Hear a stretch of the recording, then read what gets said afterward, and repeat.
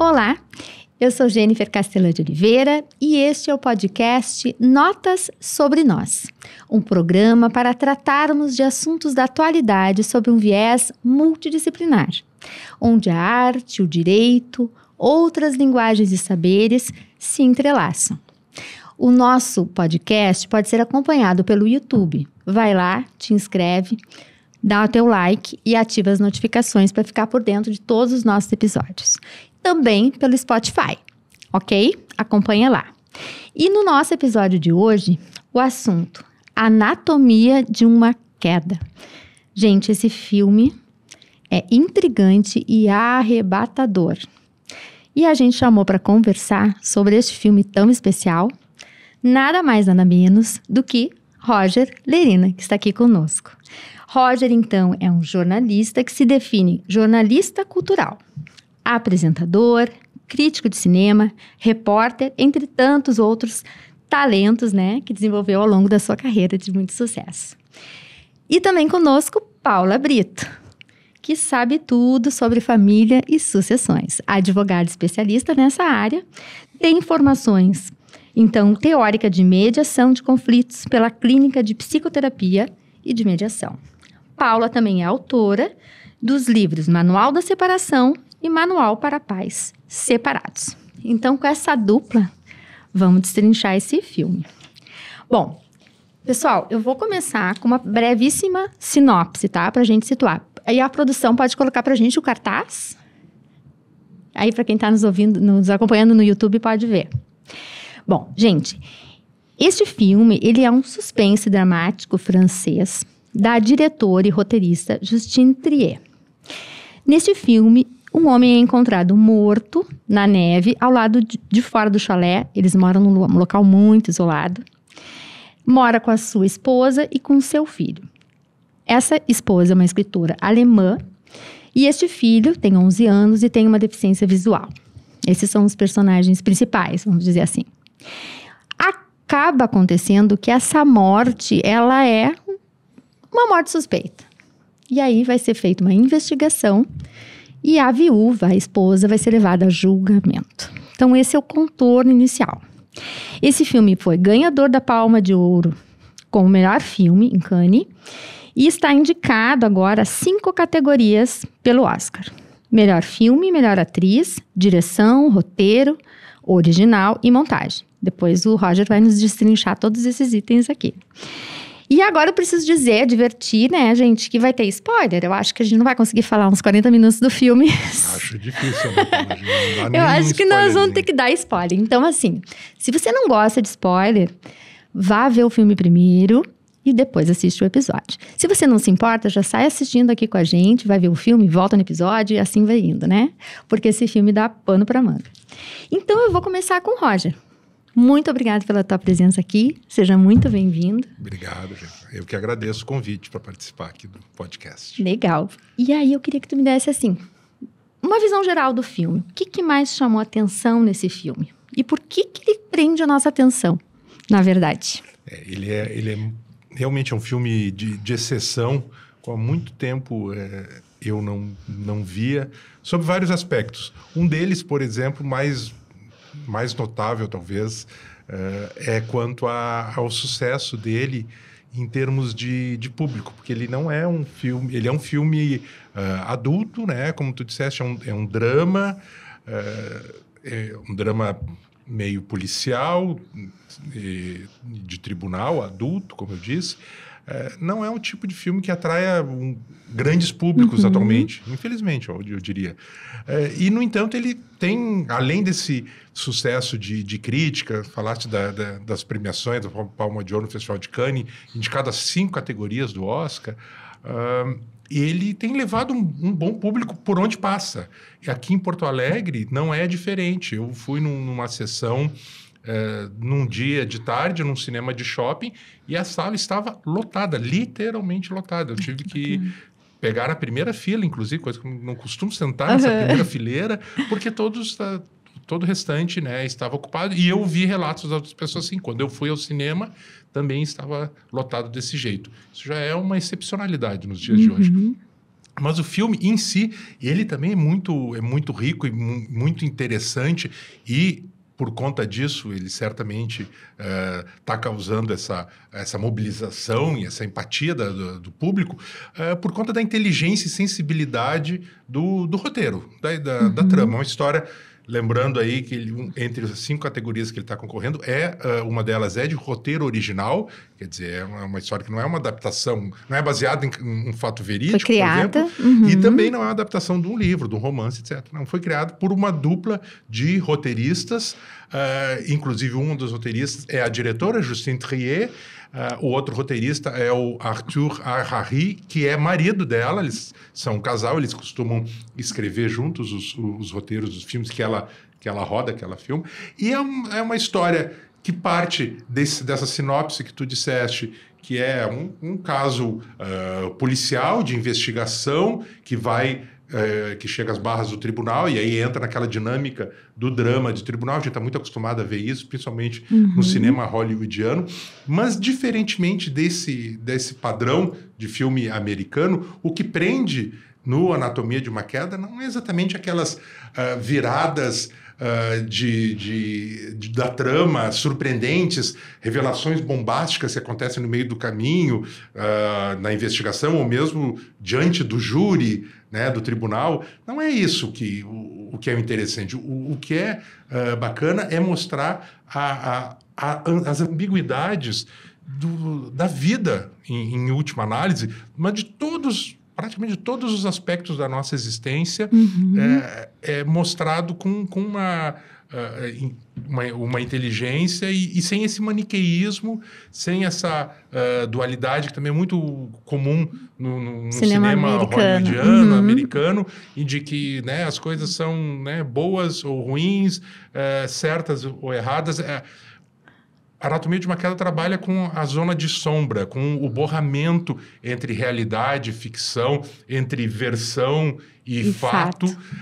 E que, no final das contas, é sempre assim na vida, em última análise. É interessante que a justiça tem que lidar com essa... E, na verdade, sempre tem que lidar com esse universo, que às vezes são versões contraditórias e não necessariamente há uma certa ou outra errada. Às vezes, ambas estão certas ou...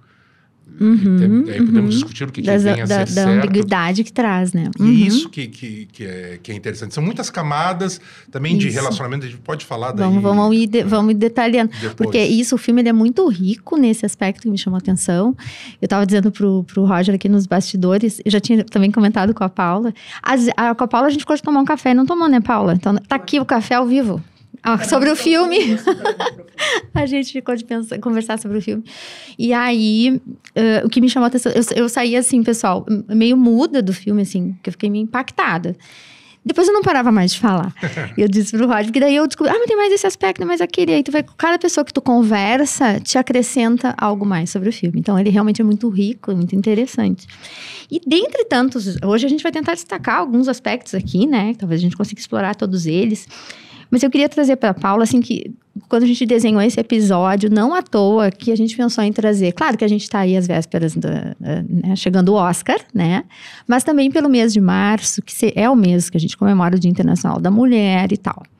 E eu não posso deixar de comentar que esse filme, né, dentre tantas possibilidades, dúvidas, narrativas e versões, ele tem um viés interessante do julgamento de uma mulher... que cá entre nós, quem vai ver o filme vai acabar concordando nesse aspecto, ela não cumpre exatamente os papéis sociais que a gente espera de uma mulher, né? Como mãe, como esposa, como profissional. Então, eu queria que tu falasse um pouquinho disso, como é que é esse estereótipo da mulher? Como é que o filme traz essa temática, né? E como é que tu vive esses estereótipos, né? Dentro da tua vida profissional, tanto como advogada mulher e nas relações de família lá que tu trabalha. Representando várias mulheres. Então, eu acho que um pouco dessas percepções que o filme nos prende é o que ele não mostra. E, ao mesmo tempo, quando a gente indica, eu pelo menos saí do filme dizendo que a pessoa que vai, ela tem que estar prestando atenção naquilo que ela sente. E eu acho que essa é a grande sacada do filme. Ele provoca muitas coisas dentro de nós. E a repetição da análise, por isso, do café das mulheres, ela é muito similar. porque ela traz um incômodo, porque é um lugar conhecido, né, que foi colocado ao longo da história a mulher naquelas funções básicas, cuidadora, maternal, exercendo as suas obrigações sem questionamento.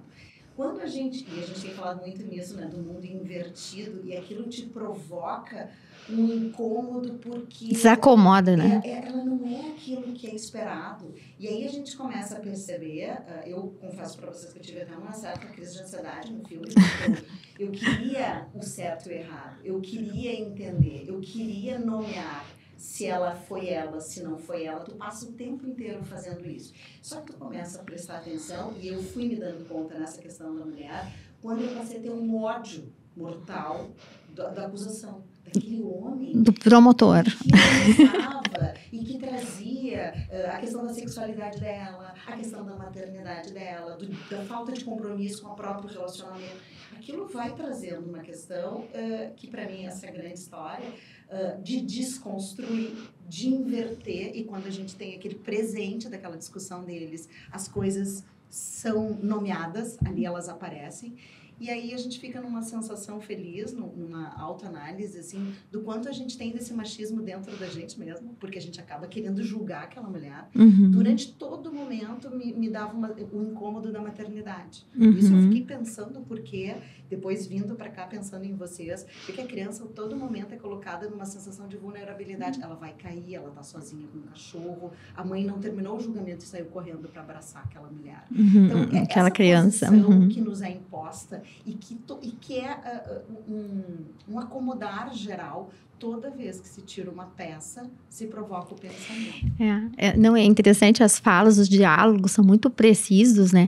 E tem uma fala assim, gente, é spoiler, tá? Mas enfim, que ele diz assim, você, até quando fala da sexualidade, né? Tem dois aspectos que me chamam a atenção. Quando ele diz para ela, lá em certo momento, né? O casal, você faz sexo, você escolhe e diz como que você quer. Oi? Ok, né? Não. Isso parece ser chocante, porque ela determina como ela quer chegar no seu prazer. E isso é muito disruptivo, né? E isso a gente fica assim, como que ela tem essa audácia, vamos dizer assim. Não é o que a gente está acostumado, né? E depois, também tem uma faceta de uma bissexualidade, que é trazida no julgamento. Então, ela não é heteronormativa. Então, de certo, ela não segue as normas. Se ela não segue as normas, de certo, ela deve ter cometido um crime.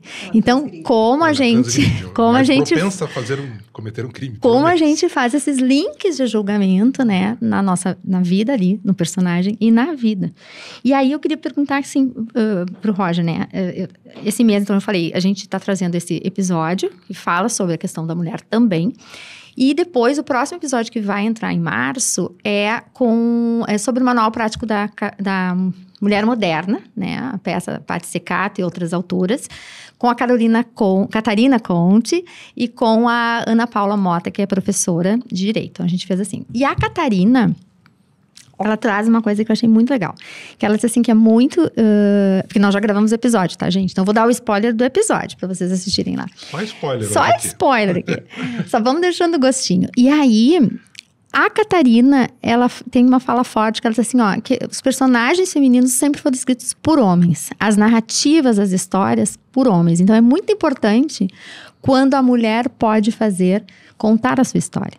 Né? E essa peça, então, que ela trabalha, foi escrita por mulheres. E aí eu trago aqui, então, para o Roger.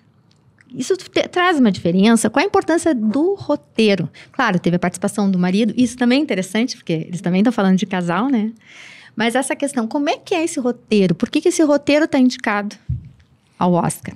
Bom, primeiramente, faz toda a diferença, por óbvio, uma história que é centrada numa figura feminina, uma protagonista com a complexidade da personagem Sandra, né, que é o nome dela, que é essa escritora alemã, que seja escrito, ou que tenha pelo menos uma visão feminina na construção narrativa, psicológica, dramática dessa personagem. Isso é evidente. Agora, a curiosidade especificamente nesse caso, é que, como eu falei antes, no começo, aqui, é um roteiro escrito por um casal. Casal de escritores, num certo sentido, né? Porque um roteirista também é uma espécie de um escritor. A Justine Triet é diretora também. Bom, os personagens do filme são um escritores casal também.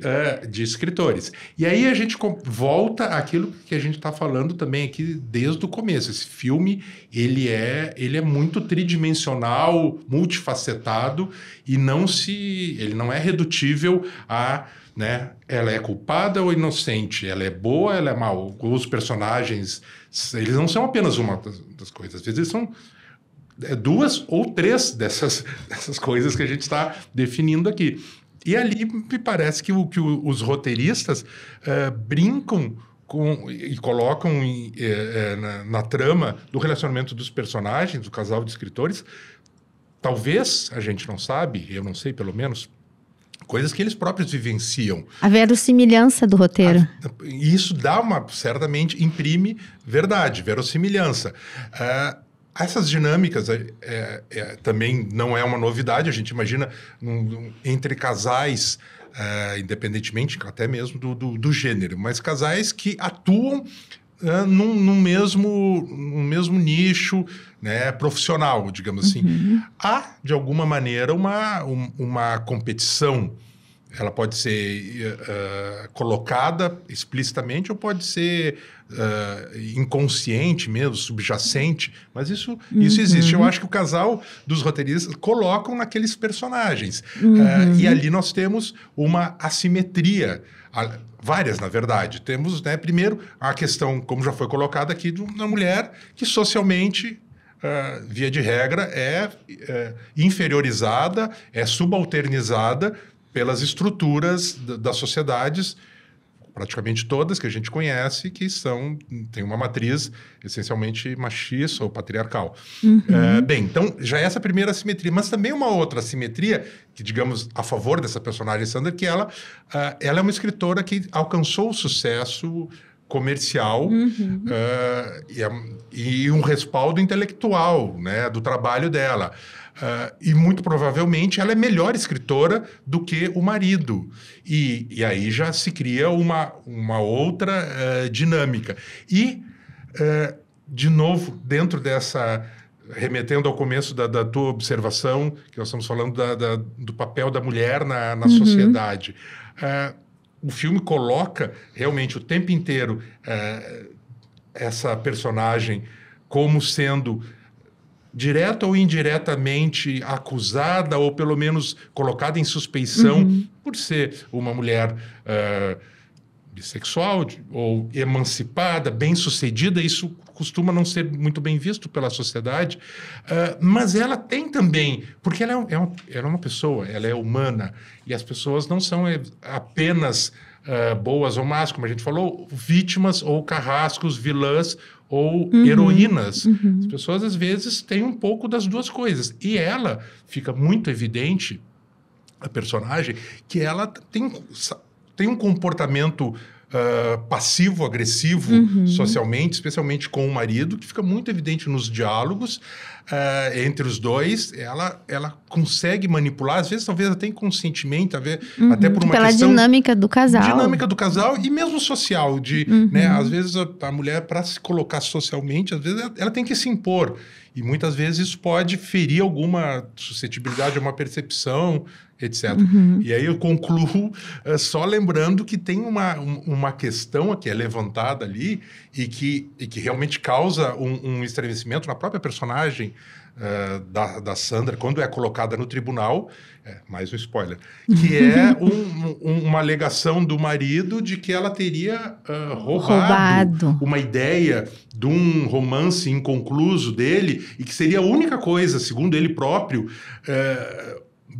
interessante desse trabalho, que era o cerne, na verdade, dessa obra que ele não conseguiu concluir e que ela teria pego para ela, adaptado, colocado num livro dela, sem dar crédito algum a ele, e o livro foi um sucesso.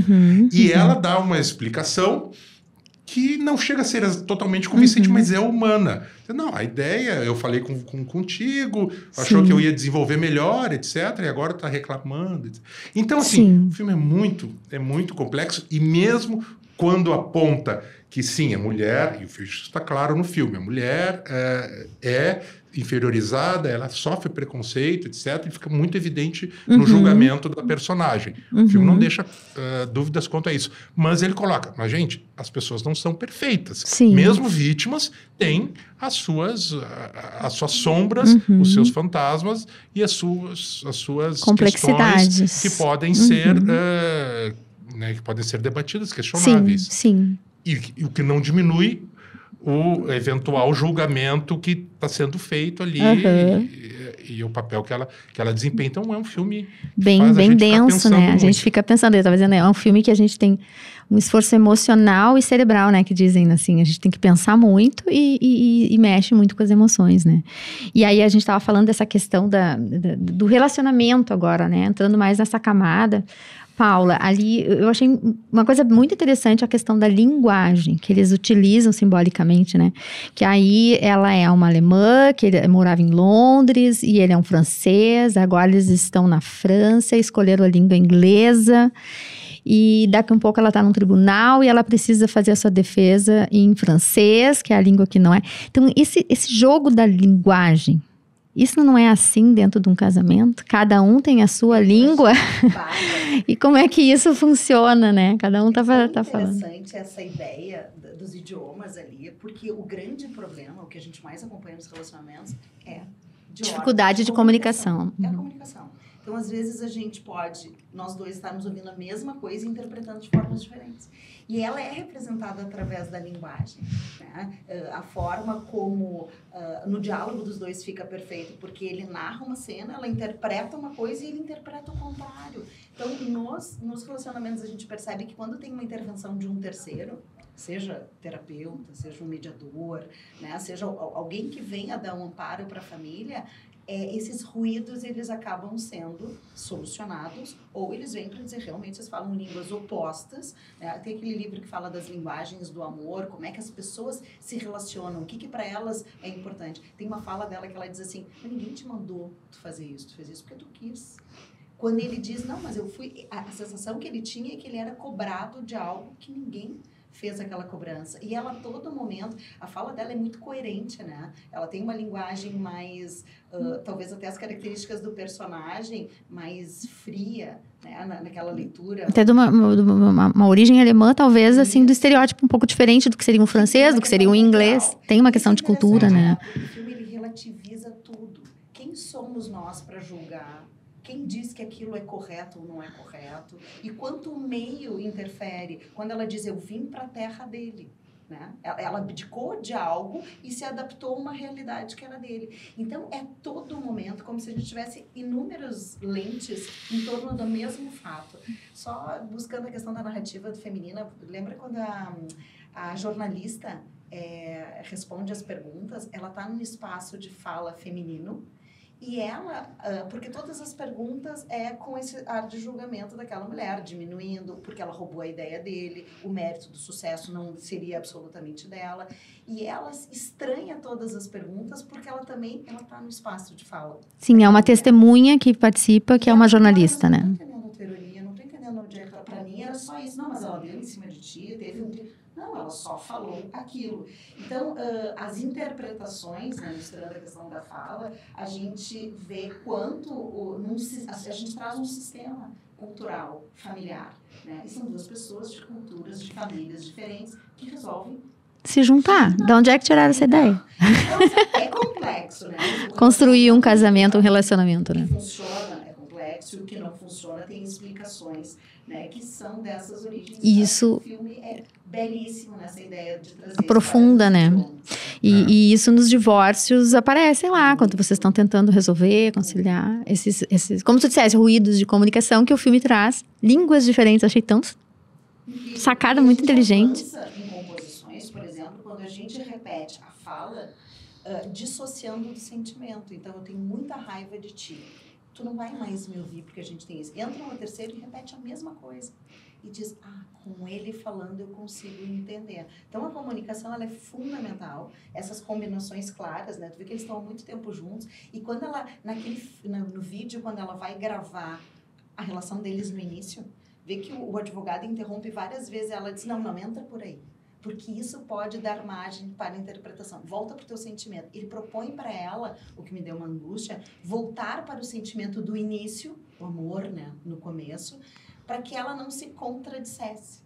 Não, Sim. Ela pode estar dizendo que está com raiva. Não diz que tu está com raiva. Volta lá para o início. E como é que vocês... Sentimentos que tu não pode expressar. E há um controle de fala. Controle. O advogado faz isso com ela. O que pode, o que não pode. É que ela não Tem uma hora que ele diz... Mas ela defende ele mesmo. Diz, não, mas ele não era assim.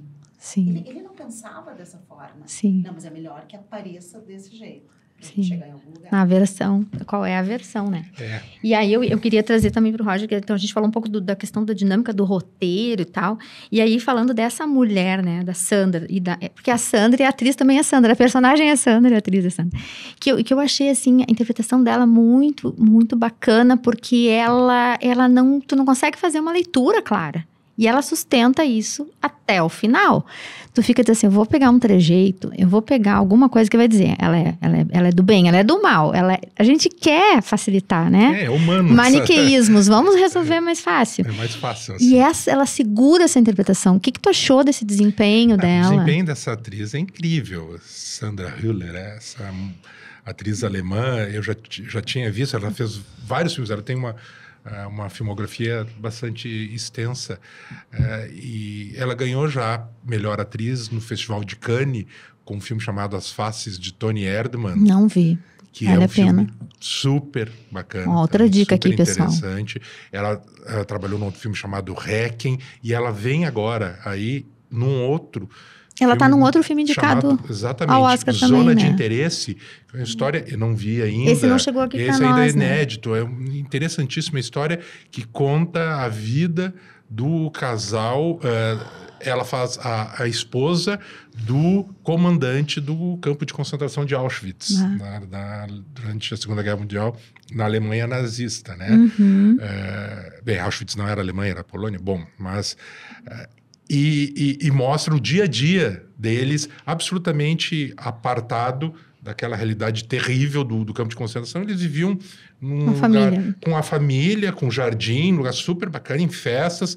É uma dissociação total assim, com a realidade. Bem, essa é uma atriz incrível, como tu disseste, ela consegue passar toda essa ambiguidade da personagem, né? Dá uma consistência para essa figura. E como a gente está falando aqui, a gente não bate o martelo a respeito se ela... No final das contas, até chega a ser, num certo sentido, até quase irrelevante se ela é culpada ou não, se houve ou não um assassinato, porque a outra hipótese que se trabalha muito, primeiro no acidente, mas talvez até de um suicídio, do marido. Bem, isso chega a ser lá pelas tantas até realmente um pouco...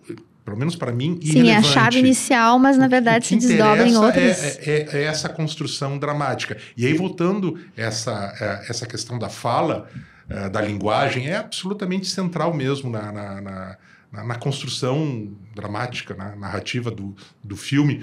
Né? É tão muito sintomático uma personagem alemã casada com um francês, eles acabam adotando uma terceira língua, né? Seria uma língua neutra, digamos assim, entre aspas, que é o inglês, mas mesmo assim o filme nos lembra que mesmo quando se fala a mesma língua, ou se adota uma outra língua da qual não é a língua nativa... De consenso, teoricamente. Exato, de consenso.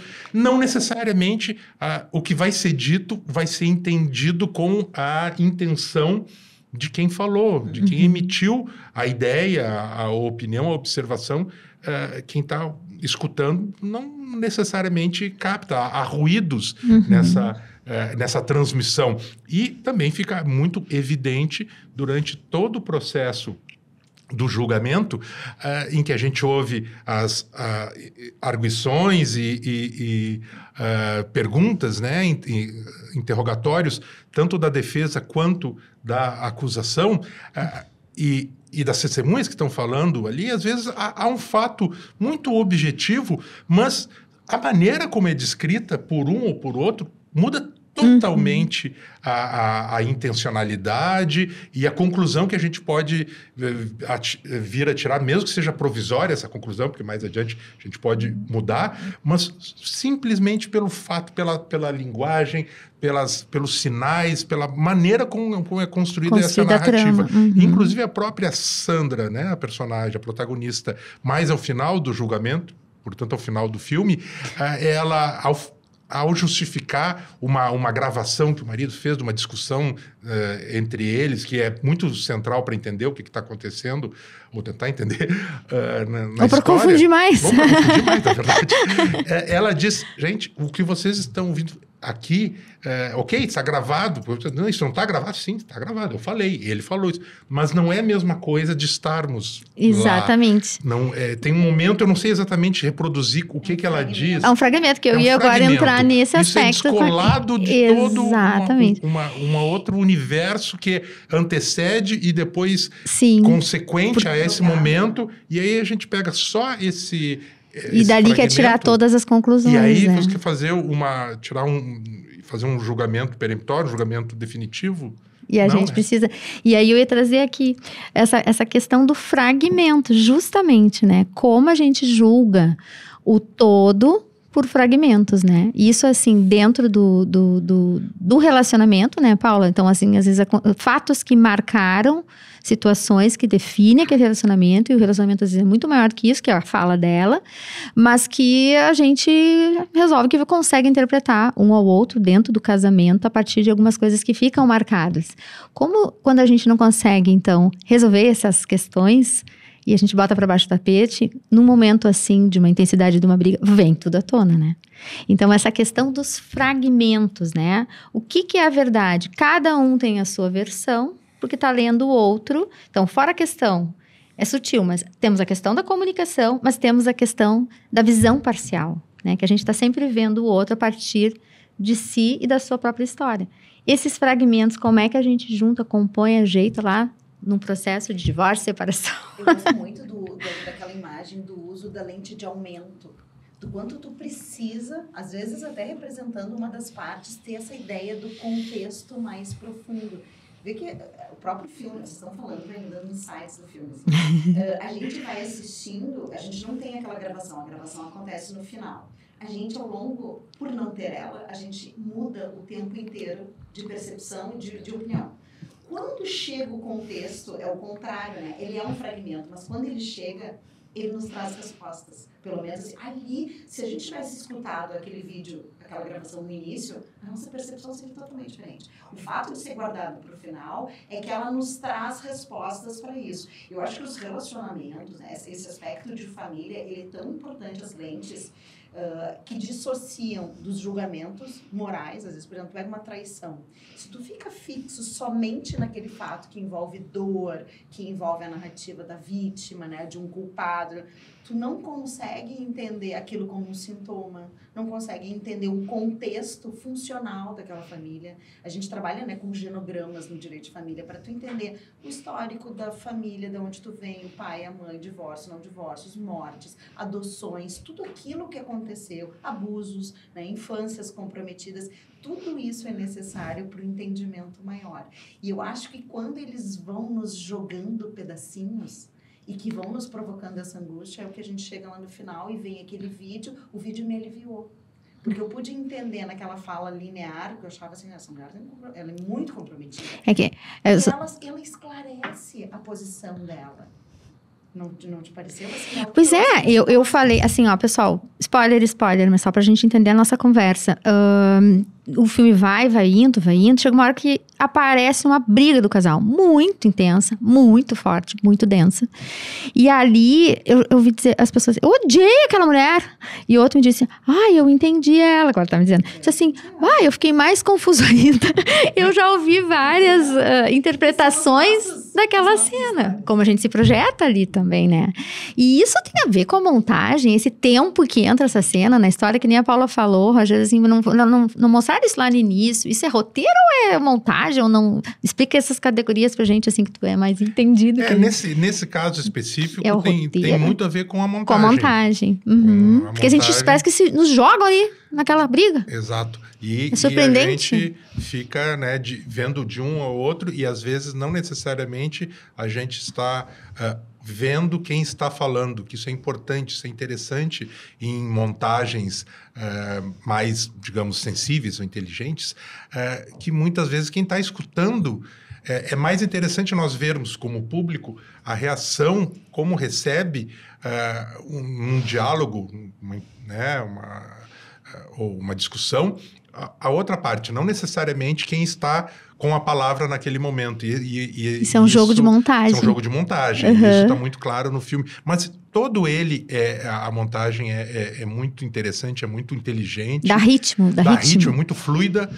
Bom, não por isso, não por acaso, o filme está indicado também ao Oscar, especificamente de montagem. Mas tem ideias interessantíssimas, como estava falando aqui, Paula, dessa coisa das... usaste a imagem da lente de aumento, né? E aí a gente remete muito à questão de visão. E aí a gente tem o personagem do menino, que é um deficiente visual. Não por acaso. Não por acaso. Porque temos a imagem da justiça como a justiça sendo cega. Uhum.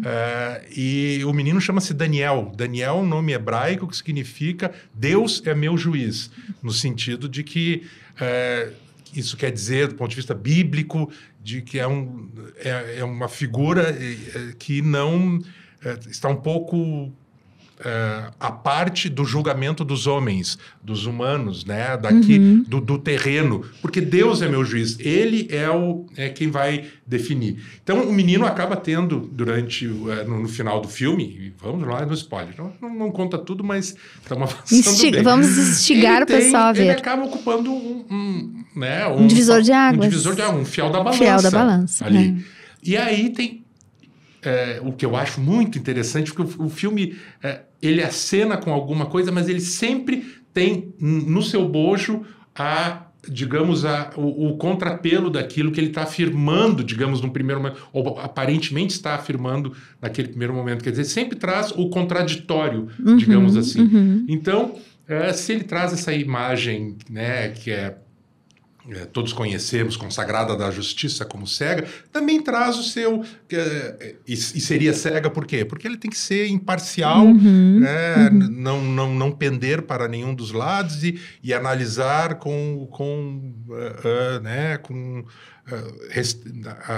aos fatos, etc., ficar restrita, se ater à realidade, tentar, né, ser o mais justo possível diante das questões que eles são colocadas. Mas, ao mesmo tempo, ao ser cego, você não está, talvez, vendo literalmente algumas... eu falei no começo de assimetrias, e às vezes acontece isso. E para isso que, inclusive, existe... a justiça e todo o aparato, porque senão era só a lei, já dizia, lê a lei, tá, isso aqui é errado, certo, né? Por isso que tem que ter um palco de versões e narrativa. Né? Então, quando se é cego, né, simbolicamente, você não está vendo que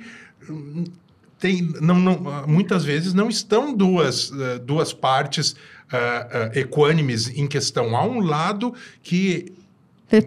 pode preponderar ou não. Tem que ponderar. Esse personagem do menino é fundamental, é incrível. E aí a gente vai vendo essa coisa dos nomes, né? Porque aí tem a diretora, né? Chama-se Justine. Que é justa, né? Eu acho que tem uma brincadeira. Acho que ela uma simbologia. Acho que, não, aí que tá. Dela, que o filme ele é todo amarradinho, né? Parece que não tem nada sobrando. Parece que nada é por acaso. Parece que eles pensaram nos mínimos detalhes da construção, né? Complemento. O fato dele ser um deficiente visual, onde ele tem os outros sentidos aguçados. Exato. Qual? A audição. E a escuta, o que acontece? Tem os idiomas, tem a forma de comunicação, e quando ele diz assim, não era uma briga. Eu ouvi eles, mas como é que tu sabe que não era uma briga? Porque ele interpreta... Olha, me arrepiei. Porque ele interpreta tudo a partir da percepção do que ele ouve. Então, ele sabe se a mãe tá bem, se o pai não tá bem.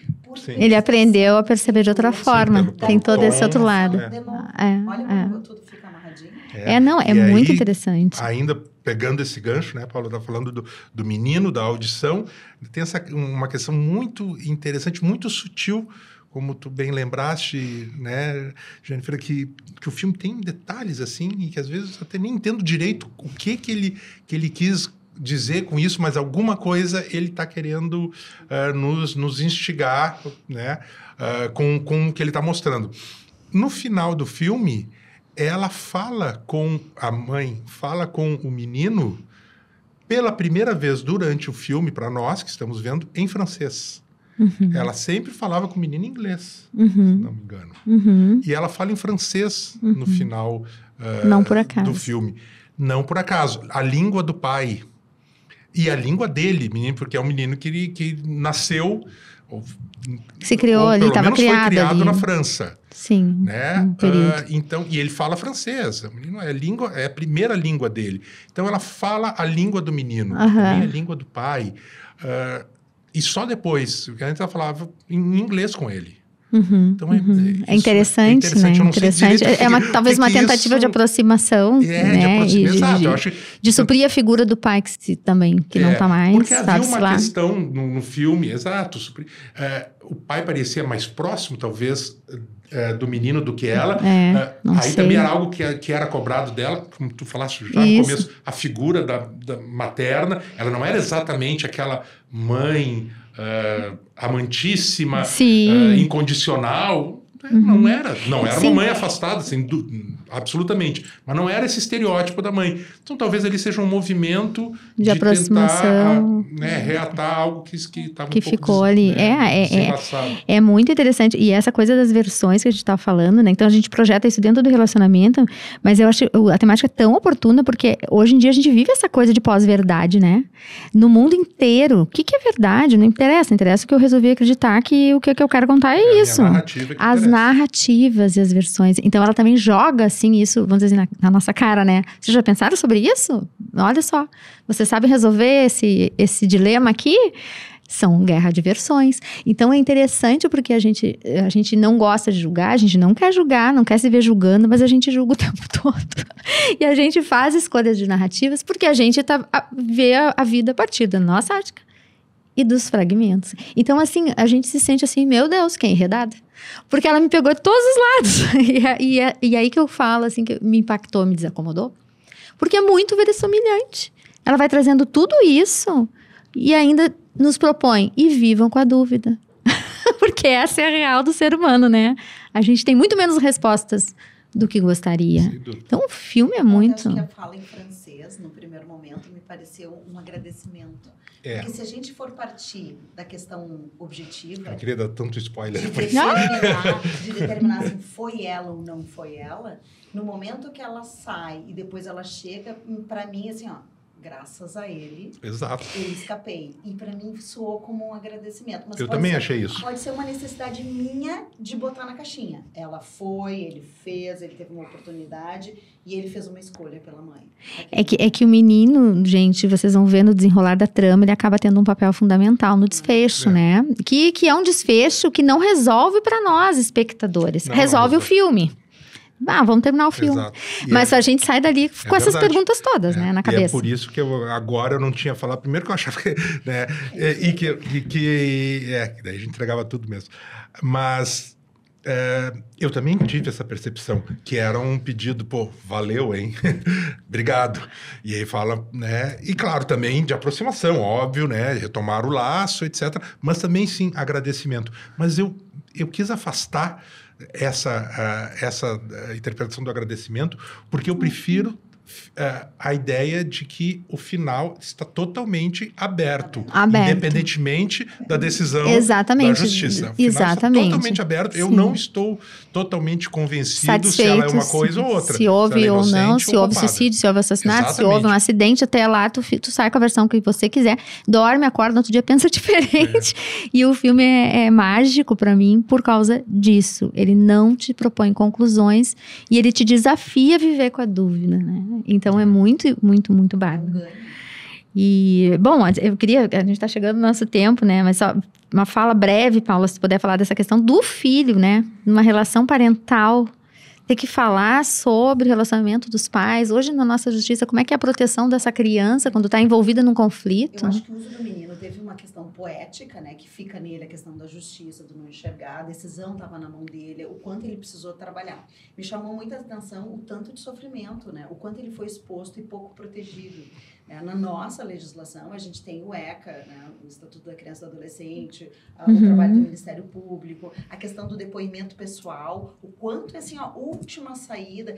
Tem um pouco de caricatura da questão da educação francesa, né? A criança, ninguém estava preocupado com a criança naquele momento. A criança pediu para falar, foi ouvida de novo. Ela pediu para assistir, ela ouviu a traição, aquela cena quando ela baixa o rosto, quando ela ouve o tapa, que a mãe dá um tapa no pai, é muito grave. Eu, naquele meu momento, assim, eu fiquei sofrendo muito, né, pelo excesso de exposição dele, e o filme o tempo inteiro sugere e enaltece a vulnerabilidade. Quando ele caminha com o cachorro, ele quase cai, ele Sim, tu comentaste. Né? Então, ele está a todo momento desprotegido. Quando o pai não liga a música e conta para ele, usa do cachorro, né, a possibilidade de morte, ele também não está protegendo. Tá bem, só que daí, vai ter spoiler, mas nós já estamos chegando no sinal, porque isso é uma coisa que me chamou a atenção. Vocês se deram conta ali que essa fala, porque assim, ó, chega um momento em que o menino relata uma conversa que ele teve com o pai, e aí isso é importante para o desfecho do julgamento, né? Para a decisão que ele toma e para o julgamento também, que ele narra essa conversa.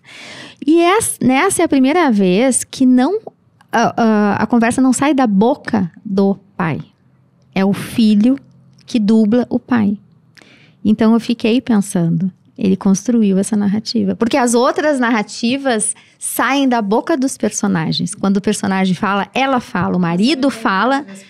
Eu fiquei pensando isso. Eu acho que sim. Eu acho que ele quis construir essa narrativa para sobreviver. Quando aquela mulher que acompanha ele... Sugere, né? Sugere para ele. Que ele escolha. Quando a gente tem essa dúvida, a gente escolhe. Ele diz, não, mas então eu vou escolher uma versão, um lado. Então, e aí a questão mais poética. Houve uma interpretação desse menino, eu diria quase como um instinto de sobrevivência. Para ficar... Para defender a mãe. O pai morreu, né? Ele não tem, e aí vem a desconstrução também do mito da maternidade, né? Dessa identificação do filho com a mãe. Então, eu acho que a grandeza dessa história, ainda que a criança esteja desassistida o tempo todo e que a gente não... Um julgamento aqui não seria dessa forma, né? Tem essa questão mais poética. Traz uma escolha que tem a ver com as relações. Quantas vezes a gente escolhe isso desde a infância, jeito de contar a nossa vida, né? Exato. Para sobreviver. E aí nós voltamos de novo, que a gente já falou que várias vezes, a questão é tudo narrativa. E é absolutamente decisivo no desfecho da história o fato do menino, com o seu depoimento, endossa a tese de que o pai teria tentado se matar antes do que aconteceu da própria morte dele. E fica absolutamente... não há provas exatamente que corroborem, provas factíveis, né? Provas materiais. Fica basicamente...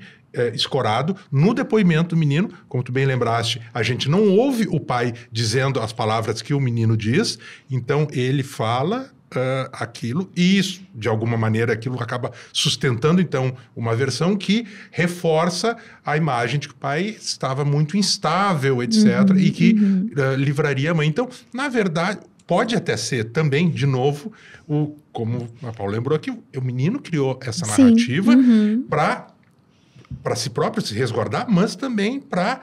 Bom, meu pai já morreu. Se a minha mãe for presa, eu cego. Como eu sobrevivo, né? Eu tô com um cachorro, né? Então eu vou livrar, digamos assim, eu vou recuperar a minha mãe, para pelo menos eu ter um adulto na minha vida, e é por isso talvez que ela agradeça por conta disso, e pronto, cria essa narrativa. É condenável, digamos assim, o menino fazer isso? Sem dúvida mas é absolutamente humano. Exatamente. Compreensível. E, de novo... E a beleza do filme, né? Bonito, é interessante por conta disso. Só para complementar e incomodar, vocês viram que a decisão surgiu depois de uma atitude cruel da própria criança. Quando ele expõe o cachorro que tinha... Sim, aquilo ali foi bárbaro. Ele quase perde o cachorro, ele toma uma decisão.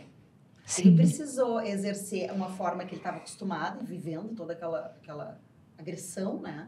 vivenciar. Sim, porque era um lar Quase hostil. perde o cachorro provocado por ele, e aí ele toma uma decisão. E aí eu fiquei pensando na anatomia de uma queda e também de uma queda do relacionamento que estava em queda, né? No fim a gente entende que estava tudo em desconstrução, né? Então, várias quedas ali, quedas. E a gente cai junto, né?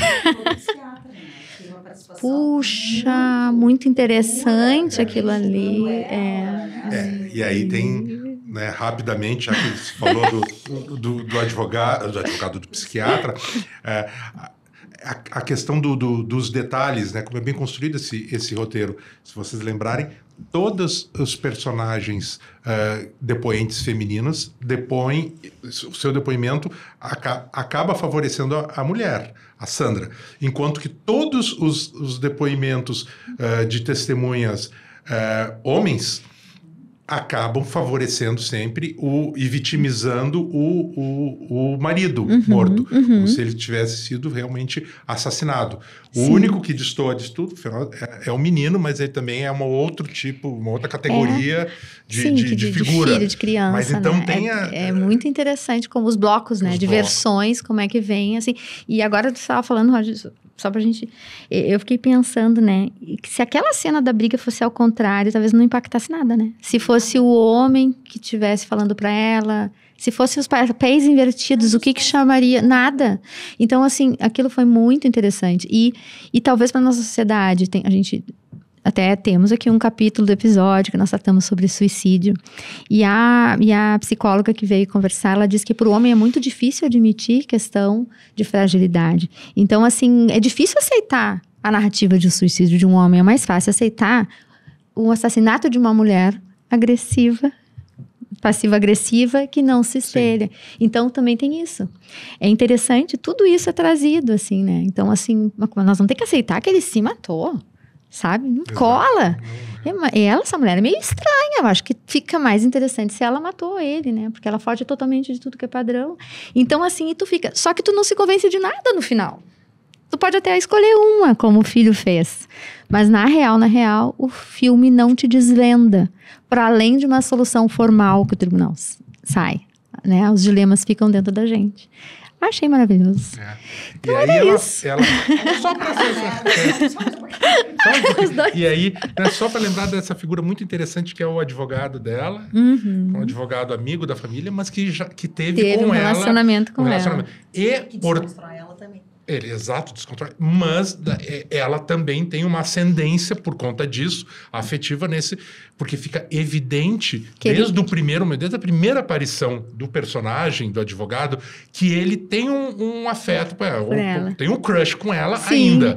No começo a gente não sabe que ele teve alguma coisa, depois ficamos sabendo. Então, de novo, agora, isso quer dizer que ela é uma manipuladora, que ela é uma malvada? Não, ela é um ser humano, gente. Sim, e ela pode ser uma vítima, mas ela também pode dizer, olha... Ser um algoz. Não algoz, mas exercer, fazer coisas que talvez sejam condenáveis ou moralmente questionáveis. Não, eu vou manipular, vou trazer esse cara pra mim e vou jogar um Sharp, porque ela joga Sharp pra ele ela é muito o tempo inteiro. Né? Ela é sedutora.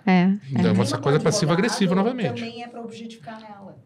A imposição da língua também é para colocar ela em algum lugar. É o tempo inteiro jogando ela para algum lugar onde ela não pode ser aprovada. Exatamente. Olha, maravilhoso demais. Rendeu muito, achei bárbaro. Enfim, o filme é rico, mas os nossos convidados aqui, pelo amor de Deus, né? Deram um show, espetáculo. Então, gente, só agradecer. Não sei se tem alguma consideração final. Roger. Falamos tudo. Na verdade, sempre tem, né? A gente vai dando volta. Queria lembrar de um outro filme, recomendar para vocês, lá, gente, dá que tem dica. a ver com esse filme. No final. Coincidentemente, é um filme que ainda está em cartaz, eu acho. Não sei se quando vocês estiverem assistindo ele vai estar nos cinemas, mas procurem pode ser recuperável. Depois. Chamado Monster, filme japonês de um grande diretor, talvez, eu acho que é o diretor japonês mais consagrado, mais interessante da atualidade, que é o Koreeda.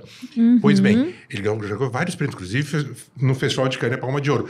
E nesse Monster é a história de um garoto, menino de 8, 10 anos, eu acho, numa escola que supostamente sofreu uma agressão de um professor. Só que é muito mais que isso. E nós vemos todas, aos poucos vão vindo as versões, muitas camadas narrativas da família desse menino, ele é criado por uma mãe solo, a história do professor, e mostra todas as variáveis e as circunstâncias que mudam totalmente a percepção do que a gente inclusive viu e qualificou como uma agressão desse professor com a criança, muitas outras coisas também. Então, interessante esse filme aí. Fica a dica, o pessoal adora quando a gente deixa as dicas.